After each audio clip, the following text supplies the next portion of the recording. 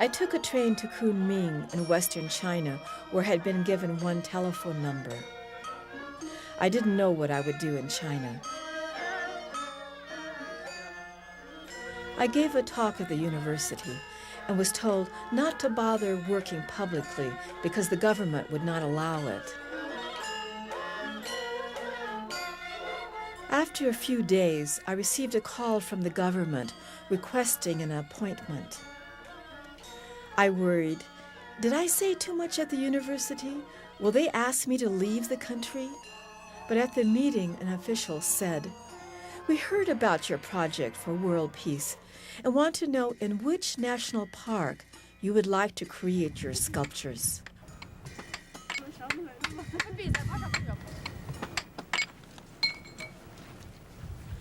I chose Cezanne, an ancient Taoist forest park, and there carved 5 Kuan Yin figures in the limestone that represented the minority people of the area.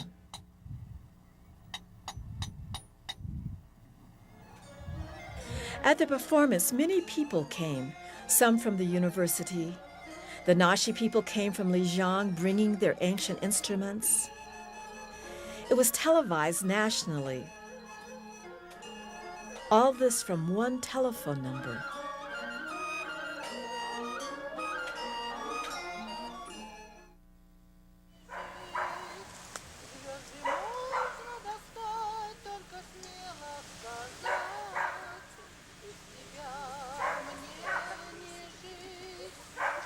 In Siberia, I chose a site on the banks of Lake Baikal.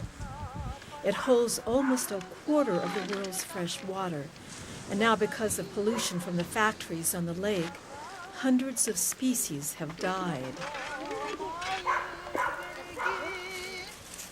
Because of the terrible depression the people were in when I arrived, and the hope that arose from the people who were involved in the project, we selected a point where the dark of the forest meets the luminosity of the lake. With the help of the men in this tiny village, Maximiha, I created a wheel of 12 carved stones representing the Buryat culture. And at its center, we placed a standing stone with the form of the Russian Orthodox cross splaying out around it to integrate both cultures of the area. At the ceremony, people expressed their hope for their future, and women's groups were formed to help with the local problems.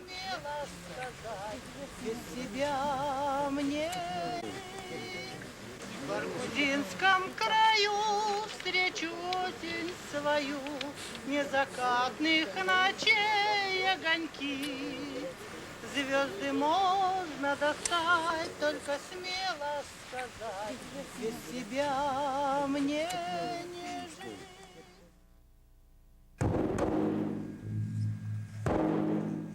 The Shinto shrine in Tankawa. I carved 12 stones that were to be placed around the Crystal Mountain Temple.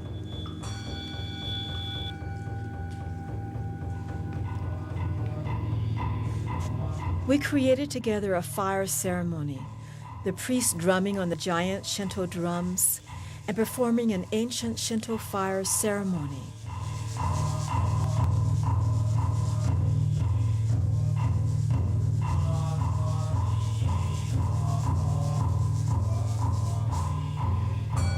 After the ceremony, the priests asked me to come into the temple's sacred ground that represented the body of the goddess, and to bury the earth I had gathered from all the world countries as a gesture of peace. That I was asked to do this felt like a blessing from the universe.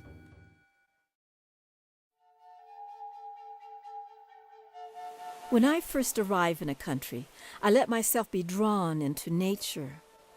In Paguche, a small village outside of Otavalo, I spent time at its sacred waterfall. I hiked up the slope of the nearby volcano and started to develop a relationship with the earth. Then I met Matiko and was invited to live in her Otavalanian family. There I slept, cooked in their kitchen with them, ate with them, heard their family concerns and hopes for the village.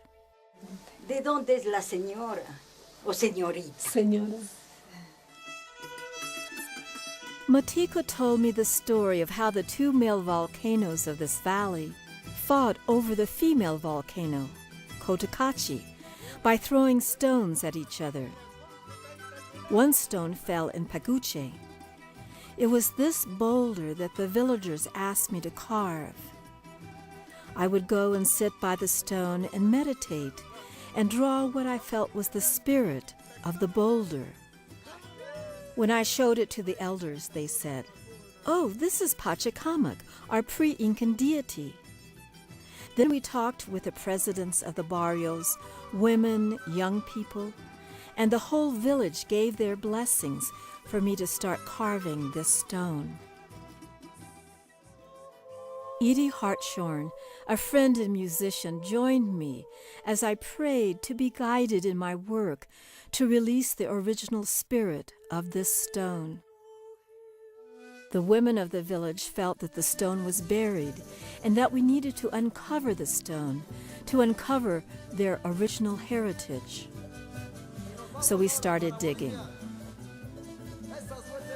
Traditionally, the work of men and women are done separately, but on this project they all worked side by side. Everyone was laughing.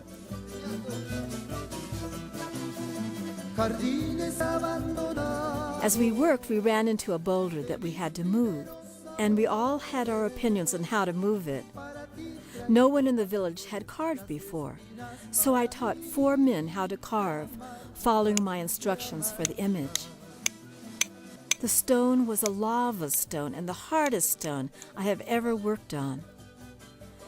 The spirit that lives in the stone is called Chuzalunga. The villagers started calling us the lovers of Chuzalunga.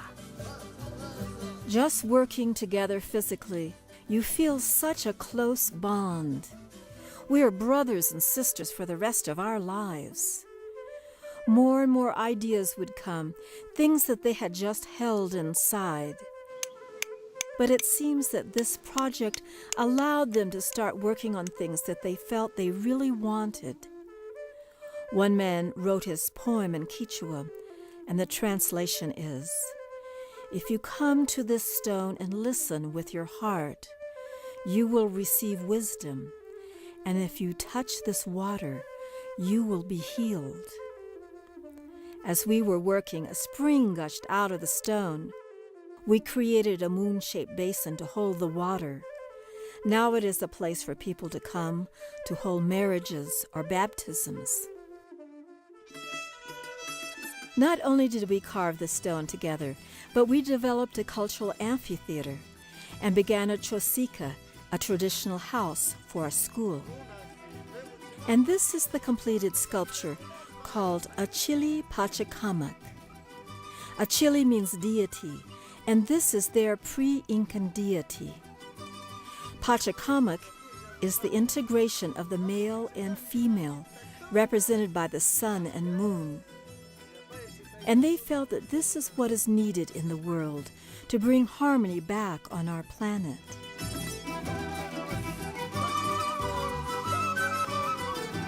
The conch shell is important in their culture.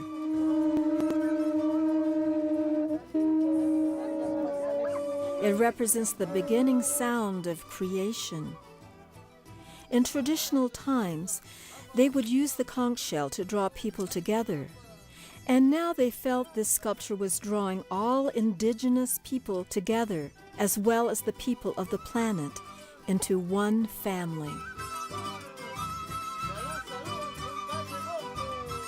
We held the final ceremony for the completion of the sculpture at Inti Raimi, an ancient sun ceremony at the harvest time. And people came from all over the surrounding villages and offered cooked food to the spirit of the stone, then gave it to the people who had gathered.